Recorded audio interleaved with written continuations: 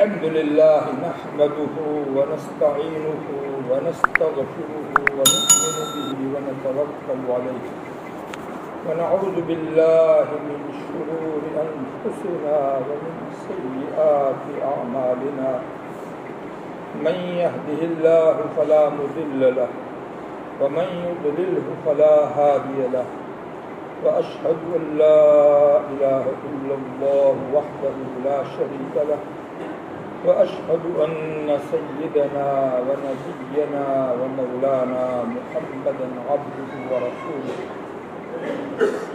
صلى الله تعالى عليه وعلى آله وأصحابه وبارك وسلم تسليما كثيرا كثيرا أما بعد فأعوذ بالله من الشيطان الرجيم بسم الله الرحمن الرحيم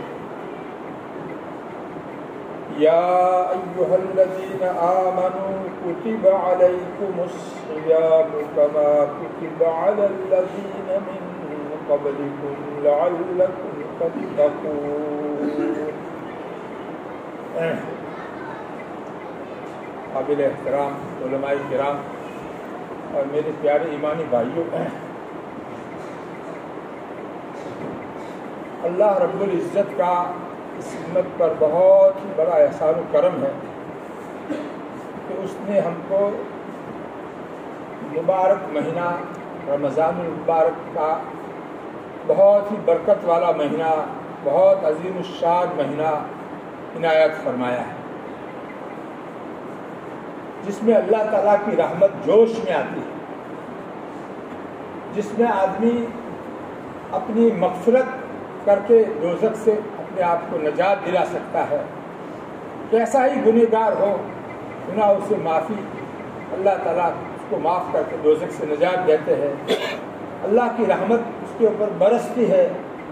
ایسا مبارک مہینہ اللہ رب العزت نے ہم کو اپنے فضل سے عنایت فرمایا ہے. قرآن پاک کی اس آیت کریمہ میں اللہ رب العزت نے تمام ایمان والوں کو مخاطب بنا کر کے خطاب کا شرف دے کر کے، چاہے مرد ہو یا عورتیں مرد کے تابع ہوتی ہے، اصل مردوں کو مخاطب بنایا جاتا ہے لیکن اس میں عورتیں بھی شامل ہوتی ہے. اللہ تعالیٰ یوں فرماتے ہیں، اے ایسے لوگوں جو میرے اوپر ایمان لائے ہو، چاہے مرد ہو یا عورتیں، جوان ہو یا بوڑھے ہو، بچے جو بالغ ہو جاتے ہیں وہ بھی اس کے مخاطب ہیں. قریب البلوغ بچے جو ہوتے ہیں، بالغ ابھی نہیں ہوئے، ان کے لیے بھی حکم ہے کہ ان کو بھی عادت ہو جائے رمضان کی روزے رکھنے کی، ان کو بھی روزہ رکھوایا جائے. بہرحال حکم یہ دیا ہے، کتب علیکم الصیام، اے ایسے لوگوں جو میرے اوپر ایمان لائے ہو، تمہارے اوپر روزہ فرض کیا گیا. اللہ تعالیٰ یوں فرماتے ہیں. دیکھو یہ بات کس کی ہے؟ اللہ تعالیٰ کی بات. اللہ تعالیٰ کا کلام ہے، کلام اللہ تعالیٰ سے جو نکلا ہوا کلام، اللہ تعالیٰ کی صفت. اس میں اللہ تعالیٰ یہ فرماتے ہیں، کتب علیکم الصیام، تمہارے اوپر روزے فرض کر دیے گئے. اور فرض کس کو کہتے ہیں؟ جس کو کرنے سے آدمی اللہ تعالیٰ کی رحمت کا مستحق بن جاتا ہے. اور اسلام کے جو بنیادی 4 ارکان ہیں، توحید اور رسالت کی گواہی دینے کے بعد جو 4 بنیادی فرائض ہیں، اس میں نماز، روزہ، زکوٰۃ اور حج، یہ 4 ہے. اس میں روزہ بھی ہے. تو روزہ جو ہے اس کا خاص مقصد ہے.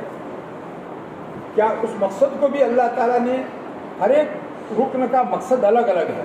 یہ 4 اسلام کے جو بنیادی فرائض ہے، ہر ایک کا مقصد الگ الگ. اللہ تعالیٰ ہماری تربیت کرنے کے لیے 4 اسلام کے ارکان کو ہمارے اوپر فرض کیا ہے.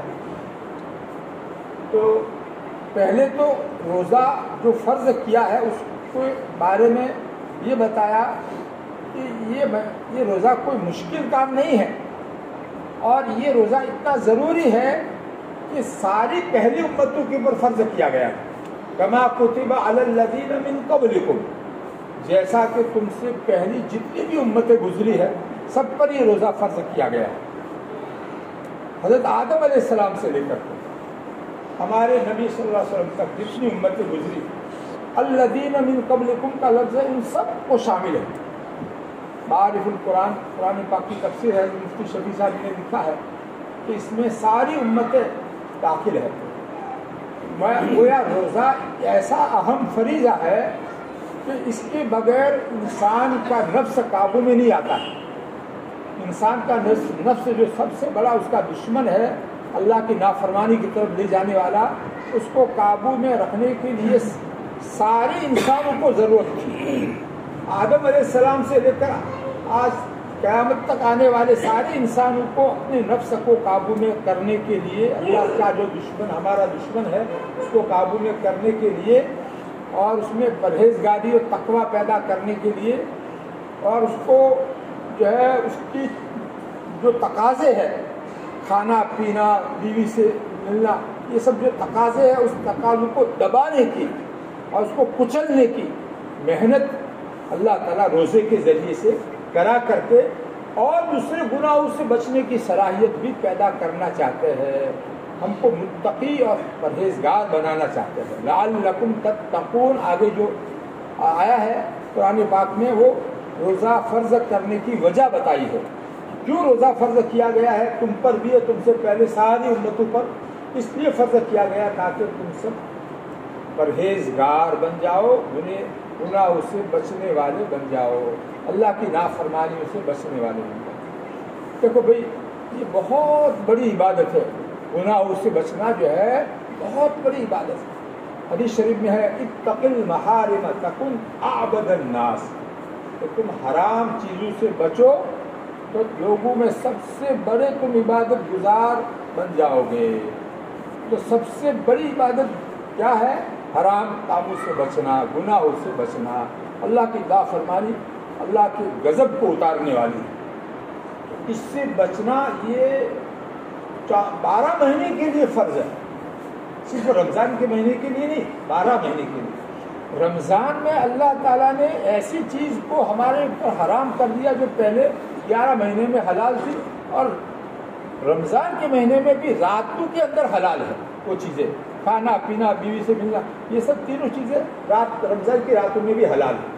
لیکن اس کو صرف دن بھر کا ایک کورس بنا کر کے کہ اس میں تم اس سے بچو، ہمارا حکم ہے فرض درجے کا، تم اس سے بچو گے تو تمہارے نفس کو کنٹرول میں کرنا تم کو آ جائے گا. تمہارا نفس کیسا ہی تقاضا کرے گا اللہ کی نافرمانی کا، کسی کی غیبت کرنے کا، کسی کو بدنام کرنے کا، کسی کو ذلیل کرنے کا، کسی کا مال دبا دینے کا، کیسا ہی نفس تقاضا کرے گا تو اس کو کچلنا تمہارے لیے آسان ہو جائے گا. یہ اتنا ہمارا کورس تم پورا کر لو، 1 مہینے کا کورس ہے. ایام معدودات آگے ہے، گنے چنے دن ہے، کوئی زیادہ دن نہیں ہے. آپ انگلیوں پر گنے جا سکتے ہیں 29 یا 30 دن رمضان کا 1 مہینہ جو ہے شہر رمضان. آگے اس کی تفسیر ایام معدودات کی آ رہی ہے. یہ رمضان کا 1 مہینہ ہے صرف، باقی 11 مہینے فرض نہیں ہے روزہ. یہ 1 مہینہ کا نصاب اللہ تعالیٰ نے ایسا رکھا ہے کہ اس کے ذریعے سے اللہ تعالیٰ اپنے حبیب کی امت کو نوازنا چاہتے ہیں. اللہ تعالیٰ اپنی رحمت برسانا چاہتے ہیں. اسی لیے اللہ کے نبی صلی اللہ علیہ وسلم نے رمضان المبارک شروع ہونے سے پہلے، یعنی شعبان کی ابھی جو مہینہ چل رہا ہے اس کی آخری تاریخ میں صحابہ کرام جیسے حضرات کو متوجہ کیا کہ دیکھو قد اذلکم شہر عظیم، تمہارے اوپر اللہ کی رحمت کا سایہ کرنے والا ہے ایک عظیم الشان مہینہ. شہر عظیم، ایک عظیم الشان مہینہ تمہارے اوپر اللہ کی رحمت کا سایہ کرنے کے لیے آ رہا ہے. اس کے لیے ایک ایک اس کے سیکنڈ کی قدر کرنا، اس کے ایک ایک منٹ اور ایک ایک لمحے کی قدر کرنا، اس کو ضائع مت کرنا، اس کو گناہوں میں یا فضول باتوں میں یا نیند میں ضائع مت کر دینا. سونا ضرورت کے مطابق ہو، 6-7 گھنٹے جتنی ضرورت ہے آدمی کو سوئے، باقی اس کے بعد میں یہ اللہ کی عبادت میں لگے. روزوں کو اس کے آداب کے ساتھ ادا کرنا ہے. روزے کے آداب میں یہ ہے کہ ہر قسم کے گناہوں سے آدمی بچے. ہر قسم کے ظاہری گناہ، باطنی گناہ، دل سے جو ہوتے ہیں، دل میں بدگمانی، اپنے کو بڑا سمجھنا، دوسرے کو خراب سمجھنا، دل میں حسد، دشمنی، دل کے اندر طرح طرح کی جو گناہ ہوتے ہیں وہ چھپے ہوئے گناہ، ان سے بھی بچنا ہے، ظاہری گناہوں سے بھی بچنا ہے، چھوٹے گناہوں سے بھی بچنا ہے، بڑے گناہوں سے بھی بچنا ہے۔ اعلیٰ درجے کا تقویٰ اس رمضان کے مہینے میں ہمیں اختیار کرنا ہے، اس کے نتیجے میں ہمارے روزے بھی مقبول ہوں گے، دوزخ سے اللہ تعالیٰ ہمیں نجات بھی عطا فرمائیں گے، اور اللہ تعالیٰ کی رحمت بھی ہمارے اوپر برسے گی، اور ہمارے 11 مہینے بھی اچھے گزریں گے۔ اس کے نتیجے میں ہمارے 11 مہینے بھی اچھے گزریں گے۔ اس کے لیے میں نے قرآن پاک کی سب سے پہلے یہ آیت پڑھی اور اس کا کچھ نہ کچھ حکم سمجھایا، اور میں چاہتا ہوں کہ وہ حدیث بار بار آپ سنتے، ہر سال سنتے ہیں، اس کی کچھ تشریح کروں۔ ابھی جو سنانا شروع کیا تھا، قد اضلکم، ہمارے نبی صلی اللہ علیہ وسلم نے صحابہ کو اور پوری امت، ان کے واسطے سے پوری امت کو خطاب کیا ہے، قد اضلکم شہر عظیم شہر مبارک، تمہارے اوپر اللہ کی رحمت کا سایہ کرنے والا ہے ایک عظیم الشان مہینہ۔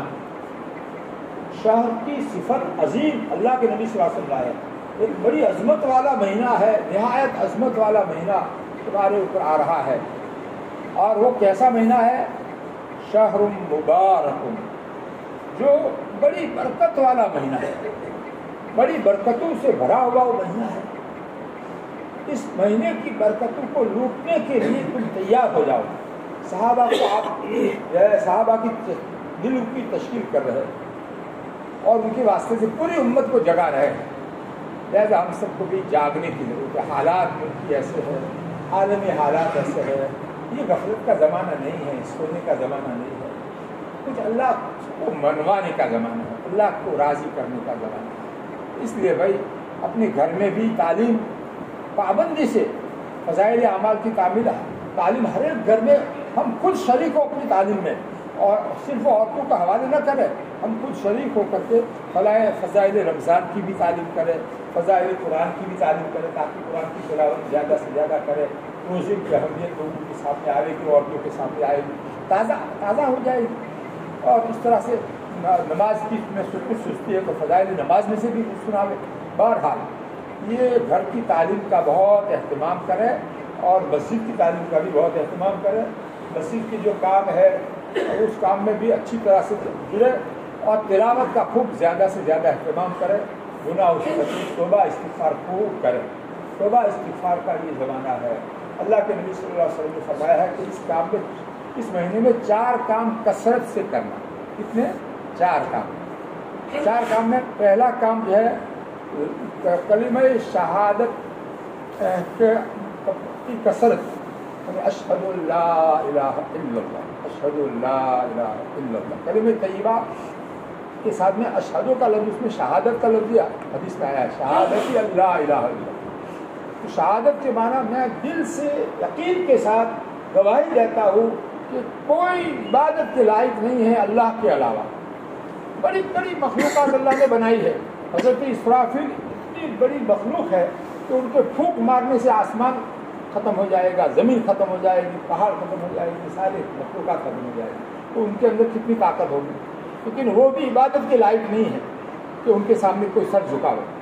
تو ہمارے نبی تمام اللہ کے بعد جن کا درجہ ہے وہ بھی اللہ کے بندے ہیں، تو پھر ایک ذات ہی صرف جس کا نام اللہ ہے وہی عبادت کے لائق ہے۔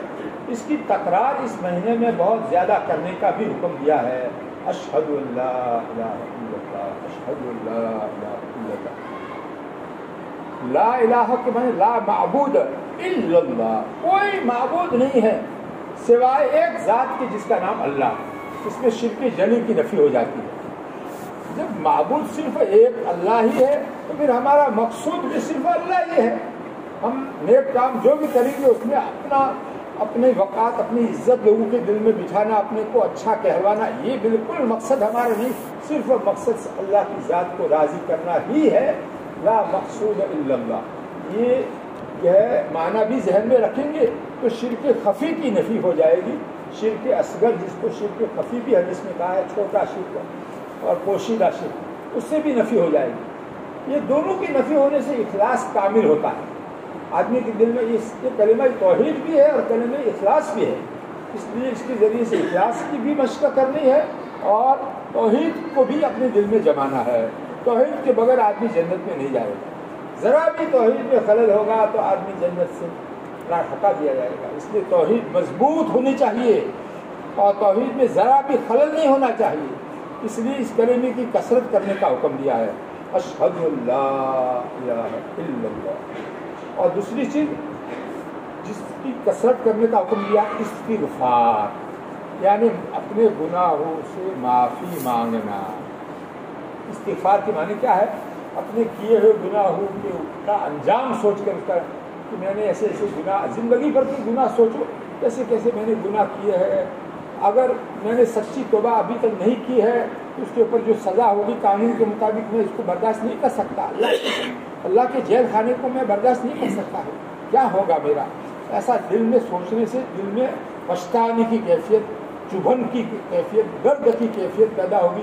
دل میں دکھ پیدا ہوگا کہ میرا کیا ہوگا، میرا کیا ہوگا. اکیلا قبر میں جاؤں گا، روح آئے گی، فرشتے بٹھائیں گے، سوال جواب ہوگا، کیا ہوگا میرا. اپنے دل پر آدمی ایسا لے کر کے پھر استغفر اللہ، میں اے اللہ معافی مانگتا ہوں آپ سے. استغفر اللہ ربی من کل ذنب واتوب الیہ. میں اللہ سے معافی مانگتا ہوں جو میرا رب ہے، میرا پالنے والا ہے، ہر گناہ سے، کل ذنب، ہر گناہ سے. واتوب الیہ، اور اس کی طرف رجوع ہوتا ہوں، اس کی طرف میں جناب رجوع ہوتا ہوں، یعنی پورے طور سے آئندہ اس کی فرما برداری کروں گا. آج تک جو ہو گیا نافرمانی وہ سب میں اس سے معافی مانگتا ہوں اور آئندہ اس کی پوری پوری فرما برداری کروں گا. یہ معنی دل میں رکھتے ہوئے استغفار کی کثرت، چھوٹے سے چھوٹا استغفار کا سزا صرف استغفر اللہ، استغفر اللہ، استغفر اللہ، یہ بھی ثابت ہے حدیث سے. اور اس سے بڑا ابھی میں نے بتایا استغفر اللہ ربی من کل ذنب واتوب الیہ. ایک اس سے بھی اور بڑا ہے، اس میں توحید بھی ہے اور اس میں اعظم بھی اس کے اندر ہے اور توبہ اور استغفار دونوں ہے. وہ ہے استغفر اللہ الذی لا الہ الا هو الحی القیوم واتوب الیہ. اس کو یاد ہو، اس کو پڑھو. اور استغفار کے کلمات تو بہت ہے. خود قرآن میں اللہ تعالیٰ نے استغفار مغفرت مانگنے کے لیے کیا صیغہ بتایا ہے؟ رب اغفر وارحم وانت خیر الراحمین. اے میرے رب آپ معاف کر دیجیے اور رحم فرمائیے. کیونکہ معاف کرنے سے دوزخ سے نجات مل گئی، لیکن ابھی جنت تو ملے نہیں، اس لیے رحمت کی ضرورت ہے. اس لیے ورحم، اللہ تعالیٰ نے مغفرت کا مانگنے کا بھی حکم دیا اور رحمت کو مانگنے کا الگ سے حکم دیا. رب اغفر وارحم، اے میرے رب. یہ رب کا لفظ جو ہے اللہ کی رحمت کو کھینچنے کے لیے ہے. اے میرے رب مجھے معاف کر دیجیے اور میرے اوپر رحم فرمائیے. وانت خیر الراحمین، اور آپ ہی رحم کرنے والوں میں سب سے بہترین رحم کرنے والے ہیں. آپ ہی مبتدا اور خبر دونوں معرفہ حسر کا ترجمہ ہوا. وانت خیر الراحمین، اور آپ ہی تمام رحم کرنے والوں میں سب سے بہترین رحم کرنے والے ہیں. تو یہ صیغہ استغفار کا خود قرآن میں اللہ تعالیٰ نے بتا کر اس سے پہلے قل کہا ہے. وقل رب اغفر وارحم وانت خیر الراحمین. قل کا مطلب کہو، میں جو صیغہ بتاؤں، جو الفاظ بتاؤں مغفرت مانگنے اور رحم کو مانگنے کے لیے، وہ صیغہ میرا بتایا ہوا کہو. تو اللہ کا بتایا ہوا صیغہ جو ہے حضرت مولانا یونس صاحب شیخ الحدیث صاحب رحمۃ اللہ علیہ آئے تھے کاکوسی کو یہی فرمایا تھا کہ استغفار کا جو صیغہ قرآن میں اللہ نے بتایا ہے وہ سب سے اونچا درجہ، سب سے اونچا درجہ. بہت اچھے انداز سے میں نے اس کو سمجھا. بہرحال یہ اللہ والے ان کا علم بہت گہرا ہوتا ہے. ہم تو ایسی چیزیں لے پکڑ لیتے ہیں فوراً. تو اپنی تسبیح میں، استغفار کی تسبیح میں اس کو بھی ہم ملا دیتے ہیں. رب اغفر وارحم وانت خیر الراحمین، اس کو بھی ملاتے ہیں. خود اللہ نے حکم دیا ہے اور اللہ نے قرآن میں اس کا یہ صیغہ بتایا ہے. بہرحال تو یہ دو چیزیں جس کی کثرت رمضان کے مہینے میں مستقل اس کی تسبیح ہم کو پڑھنی چاہیے. اشہد ان لا الہ الا اللہ اور استغفر اللہ، استغفر اللہ، استغفر اللہ. دو چیزیں بھائی اور دو چیزیں ایسی ہے کہ ہم اس کے محتاج ہیں، اس کے بغیر ہمارا کام ہی نہیں چلے گا. وہ کیا ہے؟ جنت کا سوال کرنا اور دوزخ سے پناہ مانگنا. ان 4 چیزوں کی کثرت کرنے کا حکم ہے ہمارے نبی صلی اللہ علیہ وسلم نے پوری امت کو دیا ہے. اس میں ہم بھی آ گئے. اللہم انی اسألک الجنہ واعوذ بک من النار. یہ عربی میں الفاظ ہو گئے. اے اللہ میں آپ سے جنت مانگتا ہوں اور میں دوزخ سے آپ کی پناہ مانگتا ہوں، آپ کی حفاظت مانگتا ہوں. یہ 4 چیزیں جو ہے اس کی کثرت کرنی ہے. اشہد ان لا الہ الا اللہ، استغفر اللہ، اللہم انی اسألک الجنہ واعوذ بک من النار. یہ 4 چیزیں ہو گئی عربی میں. اب کسی کو عربی میں نہیں آتا ہے تو اردو میں بولے، اللہ تعالیٰ سب زبانیں جانتے ہیں. گجراتی میں مانگے اللہ تعالیٰ سے، یا اللہ میں آپ سے جنت مانگتا ہوں، یا اللہ میں آپ سے دوزخ سے آپ کی پناہ مانگتا ہوں دوزخ سے، یا اللہ مجھے دوزخ سے بچا لیجیے، یا اللہ مجھے دوزخ سے بچا لیجیے. بار بار اس کو اللہ سے مانگو، یا اللہ مجھے دوزخ سے بچا لیجیے. بس اس کو مانگنا ہے. مانگنا ہمارا کام ہے، دینا ان کا کام ہے. انہوں نے ہم کو مانگنے کا ڈھنگ بتایا ہے، ہمارے نبی نے مانگنے کا ڈھنگ بتا دیا. تو خیر یہ آنے والا جو مبارک مہینہ ہے تو دیکھو اس میں یہ کیا کہتے ہیں، کرکٹ کہتے ہیں، کرکٹ کھیلنے کا ان کا کوئی پروگرام ہو تو ہمیں اس سے کوئی دلچسپی نہیں رہنی ہے. ہمارا یہ قیمتی مہینہ ایک سال بھر میں ایک مرتبہ آتا ہے، ہمیں اس کو ضائع نہیں کرنا ہے. نہ اس میں لگنا ہے، نہ اس سے دلچسپی لینی ہے، اور نہ اپنے کسی دوسرے کو بھی اس میں سمجھا کرتے کہ یار ایسی فضول چیزوں میں اپنا وقت کیوں ضائع کرتے ہو. زندگی بہت قیمتی ہے، رمضان مبارک کا مہینہ بہت قیمتی ہے. اس کو چلو مسجد میں جا کر کے کچھ جو ہے تلاوت کرے، کچھ دعا مانگے، کچھ نماز پڑھے، کچھ تعلیم میں بیٹھے، کچھ اللہ کرے، کچھ درود شریف پڑھے، کچھ استغفار کی تسبیحات پڑھے. ایسا کہہ کر کے جو ہے تشکیل کر کے لے آؤ. جتنا ماحول اچھا بناؤ گے اپنے گاؤں کا، اللہ کی رحمت اتنی زیادہ متوجہ ہوگی. اور یہ مسجدوں پر پابندیاں اللہ تعالیٰ نہیں آنے دیں گے.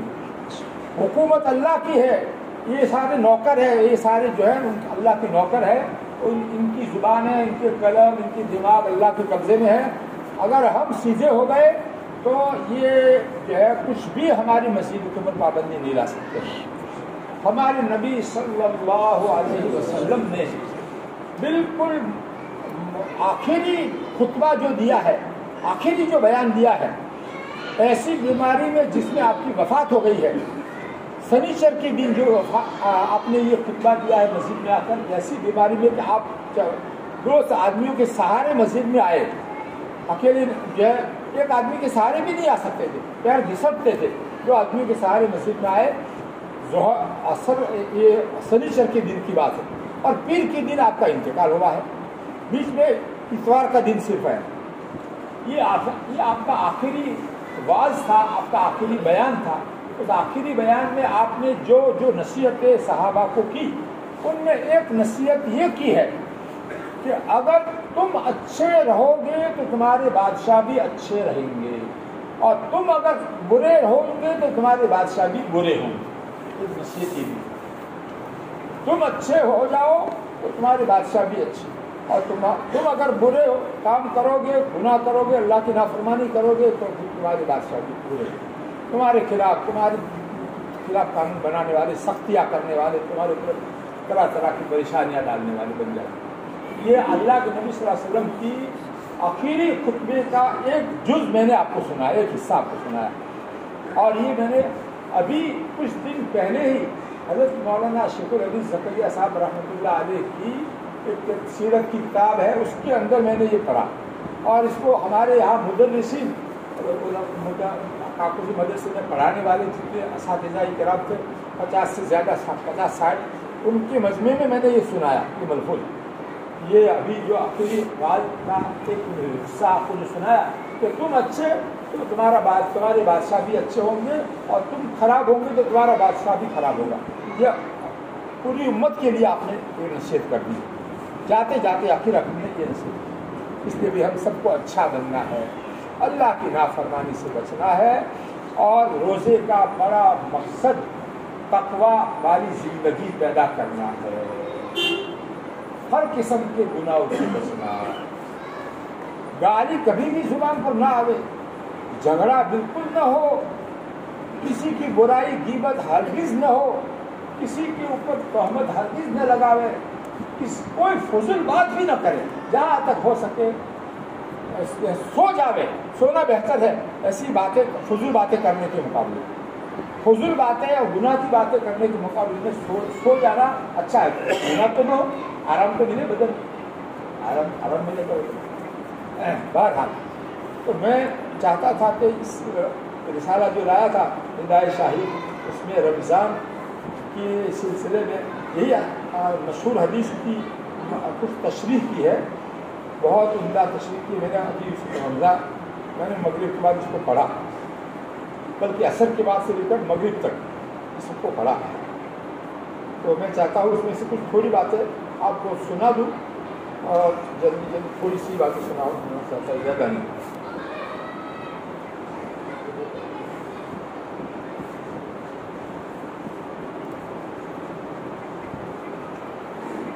فرماتے ہیں اللہ رب العزت کا ہمارے اوپر ایک عظیم الشان احسان یہ ہے کہ ماہ مبارک کی مبارک گھڑیاں اس نے ہمیں عطا فرمائی، جن کے فیوز اور برکات سے نیک لوگ پورے مہینے فائدہ اٹھاتے رہتے ہیں۔ یہی وہ مہینہ ہے جس میں رحمت خداوندی جوش میں ہوتی ہے۔ نبی کریم صلی اللہ علیہ وسلم صحابہ کرام کے سامنے موقع بہ موقع ماہ مبارک کی خصوصیات اور اس کے فضائل بیان کیا کرتے تھے، تاکہ کوئی شخص ان انجانے میں ان برکات سے محروم نہ رہ جاوے۔ اوپر والی جو روایت حضرت سلمان فارسی والی کو جو روایت بیان کر کے کا ترجمہ کیا ہے، کہتے یہ روایت بھی نبی کریم صلی اللہ علیہ وسلم نے شعبان کے آخری تاریخ میں رمضان کی اہمیت کو اجاگر کرتے ہوئے اس کی کچھ خصوصیات بیان فرما کر اس میں سے جو ہے ایک بات تو یہ فرمائی ہے کہ اللہ تعالیٰ ہماری مدد کرتے ہیں۔ اللہ تعالیٰ کی رحمت کو ہم حاصل کرنے کے لیے شیطان رکاوٹ بنتا ہے، تو شیطانوں کو اللہ تعالیٰ جکڑ دیتے ہیں۔ شیطان کو ہم جکڑ نہیں سکتے، سرکش شیطانوں کو ہم کچھ نہیں کر سکتے، اللہ تعالیٰ جکڑ سکتے۔ تو حدیث میں آیا ہے کہ شیاطین کو سلسلۃ الشیاطین، زنجیروں میں ان کو باندھ دیا جاتا تاکہ میری حبیب کی امت کے روزوں کو خراب نہ کرے۔ دیکھو اللہ کی طرف سے ایسی مدد ہوتی ہے۔ ہمارے نبی صلی اللہ علیہ وسلم نے رمضان المبارک کا اہتمام رمضان کے آنے سے 2 مہینہ پہلے سے یہ دعا مانگ کر کے اللہم بارک لنا فی رجب و شعبان و بلغنا رمضان، یہ دعا خود بھی کرتے تھے اور امت کو بھی بتا گئے کہ تم بھی ایسی دعا کرو۔ یہ 2 مہینے اب رمضان کے آنے میں باقی رہ گئے ہیں، رجب اور شعبان، یا اللہ ان دونوں مہینوں میں ہم کو برکت دیجیے اور رمضان تک ہم کو پہنچا دیجیے، یعنی ہم کو اتنی زندگی دیجیے، تندرستی دیجیے کہ رمضان ہمیں مل جائے، رمضان کی برکتیں حاصل کرنے کا موقع ہم کو مل جائے۔ ایسی دعا ہم کو سکھا گئے ہیں۔ یہ دعا بہت سنی مانگی بھی ہوگی، مانگتے ہوں گے ماشاءاللہ۔ بہرحال اس سے اہتمام معلوم ہوتا ہے ہمارے نبی صلی اللہ علیہ وسلم کا رمضان کا اہتمام 2 مہینے پہلے سے دعا کر کے اس طرح سے کرتے ہیں۔ اور اللہ تعالیٰ کتنا اہتمام کرتے ہیں رمضان کا، اللہ تعالیٰ خود رمضان کا کتنا اہتمام کرتے ہیں۔ رمضان جب پورا ہو جائے گا تو آئندہ رمضان کے لیے 11 مہینے جنت کو سجاتے ہیں، 11 مہینے جنت کو سجائیں گے۔ کائے کے لیے رمضان کا مہینہ میں میرے نیک بندے جو ہے ان کے لیے جنت کو سجائیں گے۔ جنت کے دروازے رمضان کا مہینہ آئے گا تو کھول دیے جائیں گے، اللہ کی رحمت کے دروازے کھول دیے جائیں گے اور دوزخ کے دروازے بند کر دیے جائیں گے۔ یہ سب حدیث میں آیا ہے۔ اس لیے بھی ہم سب کو اس پر یقین کرتے ہوئے اپنا ایک ایک وقت، ایک ایک منٹ، ایک ایک لمحہ ضائع نہیں کرنا ہے مبارک مہینے کا۔ اس میں جتنا ہو سکے مسجدوں کو آباد کرے، اپنے گھروں میں عبادت کر کے، اپنی عورتوں میں ذہن بنا کر کے ان کو بھی زیادہ سے زیادہ جو ہے عبادت میں لگاوے، گناہوں سے بچنے میں لگاوے، توبہ استغفار میں لگاوے۔ اللہ تعالیٰ ہم کو اس پر عمل کرنے کی توفیق عطا فرمائے۔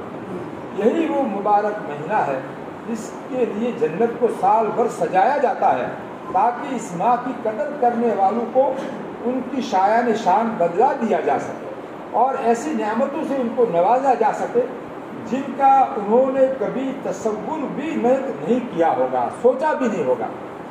جنت کے خواہش مندوں آگے بڑھو، رمضان کے مبارک لمحات کو وصول کرو، کیونکہ اس مبارک مہینے میں اللہ کی رحمت کا دریا جوش میں ہوتا ہے اور وہ اپنے خزانے کے دہانے کھول دیتا ہے جس میں بے حد و حساب اپنے خزانے لٹانے کے باوجود بھی کسی طرح کی کوئی کمی واقع نہیں ہوتی۔ اللہ کے خزانے میں کیا کمی واقع ہوگی؟ بد نصیب ہے وہ انسان جو اپنے رب کے دریائے رحمت اور فضل و کرم کے سیل روا سے فیض یاب نہ ہو سکے۔ اور عطا و بخشش کا اندازہ نبی کریم صلی اللہ علیہ وسلم کے اس جملے سے بخوبی لگایا جا سکتا ہے کہ ماہ مبارک میں ایک نفل کا ثواب فرض کے برابر ہے۔ باقی 11 مہینوں میں یہ اتنا بڑا ثواب نہیں ہوتا ہے، نفل کا ثواب فرض کے برابر ہو جائے، فرض سے بہت بڑا قرب اللہ کا ملتا ہے نفل کے مقابلے میں۔ اور ایک فرض ادا کرو رمضان میں تو 70 فرض کے برابر ثواب ملے۔